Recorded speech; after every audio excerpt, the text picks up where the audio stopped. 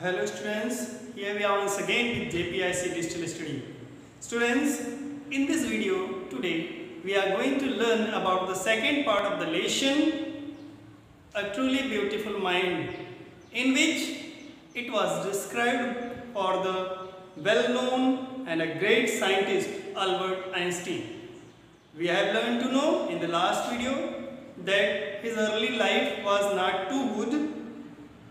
He has faced difficulties. He talked after 2.5 years, but at last he decided to learn and gave the theory of relativity. He fell in love with his classmate. What became in his later life, today we are going to learn. Let's see our textbook and know what had happened into the life of Albert Einstein. Let's see. While Einstein was solving the most difficult problems in physics, as we learned earlier that he has given the formula of E equal to mc square, theory of relativity. While Einstein was solving the most difficult problems in physics, जब Einstein भौतिक विज्ञान की सबसे कठिन समस्या के समाधान में लगे हुए थे, his private life was unraveling. उनका जो प्राइवेट लाइफ में उनका जो व्यक्तिगत जीवन था वह कैसा था? Unraveling means असफल होता जा रहा था, अनसक्सेसफुल होता जा रहा था. Albert had wanted to marry Mileva right after finishing his studies. After finishing his studies means अपनी पढ़ाई समाप्त कर, अपना अध्ययन समाप्त कर लेने के बाद, अपनी स्टडीज को खत्म करने के बाद वह मिलेवा राइट से शादी करना चाहते थे. But his mother was against it. लेकिन उनकी माँ जो थी वह उनके खिलाफ थी.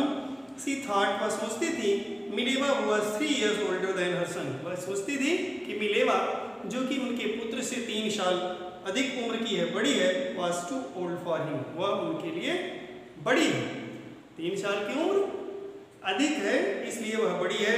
She was also bothered by मिलेवा's intelligence. और वह मिलेवा की बुद्धिमानी से भी, उसकी बुद्धि की क्षमता से भी परेशान रहती थी. She is a book like you. और कहती थी कि वह तुम्हारे लिए एक किताब के समान है. हिज मदर से, उनकी माँ ने कहा, Einstein put the wedding off. इसलिए आइंस्टीन ने कुछ दिनों तक विवाह नहीं किया. The pair finally married in January 1903. अंत में इन दोनों जोड़ों ने 1903 जनवरी 1903 में शादी की एंड हैड 2 सन्स. और उनके 2 बेटे हुए. But a few years later, लेकिन कुछ ही सालों के बाद, द मैरिज फॉल्टर्ड. उनकी जो शादी थी वह परेशानियों से गुजर लगी. उनकी मैरिड लाइफ जो थी उसमें डिफिकल्टीज आने लगी, परेशानियां आने लगी. Mileva meanwhile was losing an intellectual ambition. और मिलेवा जो कि अपनी महत्वाकांक्षाओं से, क्योंकि वह बहुत ही बुद्धिमान थी, वह आकांक्षा ज़्यादा रखती थी, इस वजह से वह परेशान रहने लगी. And becoming an unhappy housewife. और उसी महत्वाकांक्षा के चलते वह एक उबाऊ पत्नी के रूप में प्रदर्शित होने लगी. वह एक अच्छी हाउसवाइफ नहीं बन पा रही थी. वह हमेशा दुखी रहती थी. After years of constant fighting. और निरंतर दोनों में झगड़े होते रहते थे. इसलिए द कपल फाइनली डाइवोर्स्ड इन 1919. दोनों जोड़ों ने 1919 में तलाक ले लिया. Einstein married his cousin Elsa the same year. और जब तलाक ले लिए तो उसी साल आइंस्टीन ने अपनी चचेरी बहन एल्सा के साथ विवाह किया. Einstein's new personal chapter coincided with his rise to world fame. और आइंस्टीन के जीवन में जो यह नया अध्याय जुड़ा, उन्होंने जो एल्सा से शादी की, वह उनके लिए एक अद्भुत बदलाव लेकर के आया और उन्होंने विश्व में ख्याति प्राप्त की. इन 1915 ही वह published his general theory of relativity. 1915 में जो उन्होंने अपने संबंध के सिद्धांत को पब्लिश किया था, बनाया था, which proved a new interpretation of gravity. उसने अब गुरुत्वाकर्षण के एक नए तथ्य को जन्म दिया दिया था। An eclipse of the sun in 1919 brought proof that it was accurate. और 1919 में होने वाला जो सोलर एक्लिप्स था, सूर्य ग्रहण था, उसने उनकी गणनाओं को पूरी तरह से सिद्ध कर दिया। Einstein had correctly calculated in advance, क्योंकि आइंस्टीन ने बहुत पहले ही, पूर्व में ही इसकी गणना बिल्कुल ठीक की थी। The extent to which the light from fixed star had correctly calculated in advance the extent to which the light from fixed star would be deflected through the sun's gravitational field, जिसमें उन्होंने कहा था कि जो अन्य तारों का प्रकाश है वह उसका प्रकाश और सूर्य की गुरुत्वाकर्षण शक्ति के बीच में कोई संबंध नहीं।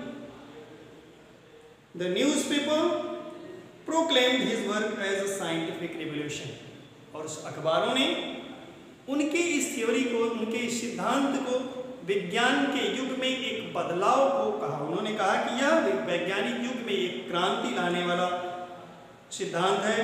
Einstein received the Nobel prize for physics in 1921, और आइंस्टीन को 1921 में भौतिक विज्ञान के क्षेत्र में नोबेल पुरस्कार से सम्मानित किया गया, जो कि सर्वश्रेष्ठ पुरस्कार होता है।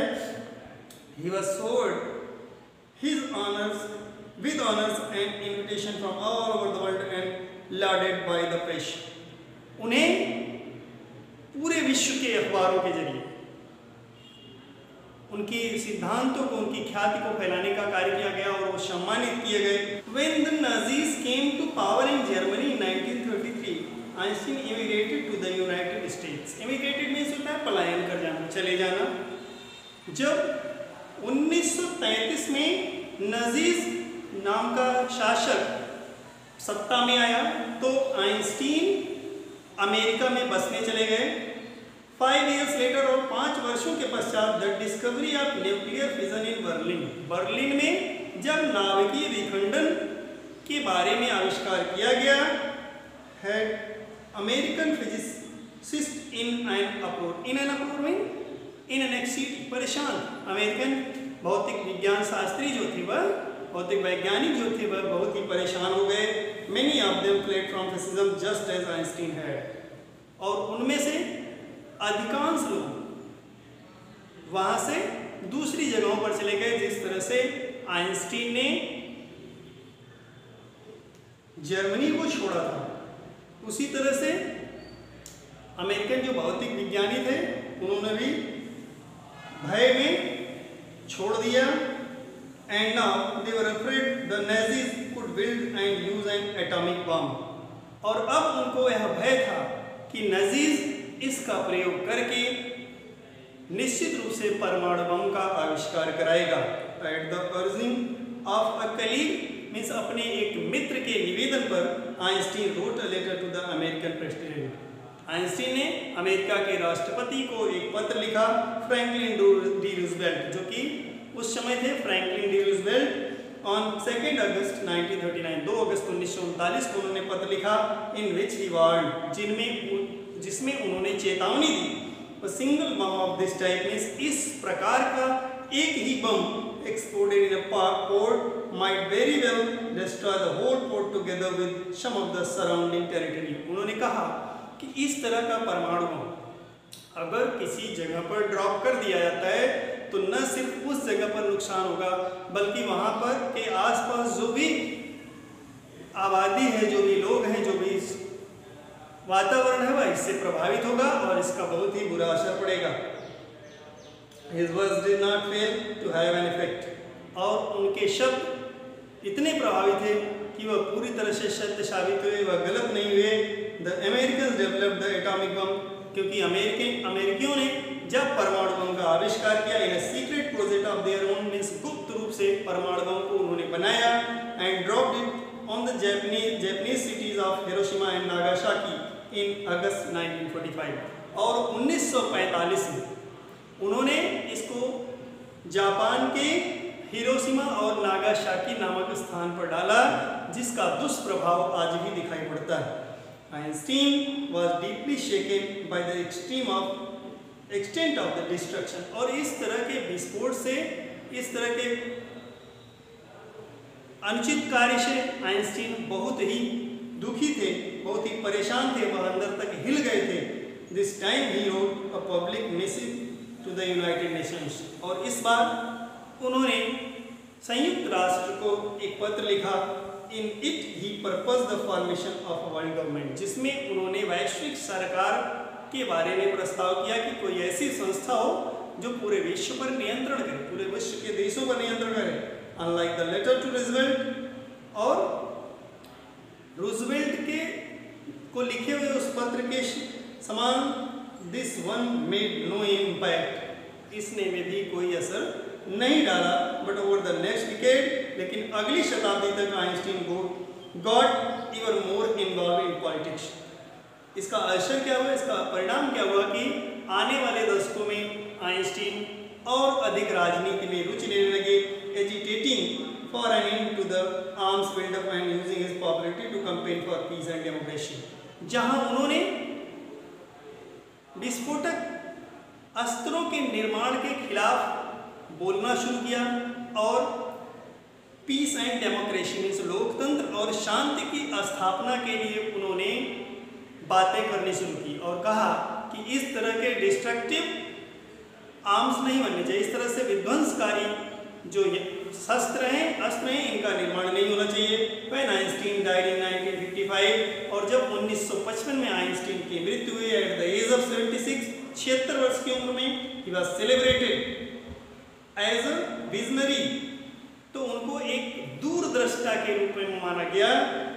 And world citizen as much as a scientific genius, में से एक विद्वान वैज्ञानिक की अपेक्षा एक विद्वान दूरदृष्टा के रूप में उन्हें माना गया और उसी रूप में उनको अभी तक माना जाता है कि वह भविष्य के बारे में सोच रखने वाले वैज्ञानिक थे. Students, read the lesson with the help of this video. We will meet with the next chapter in the next video. Till then, thanks.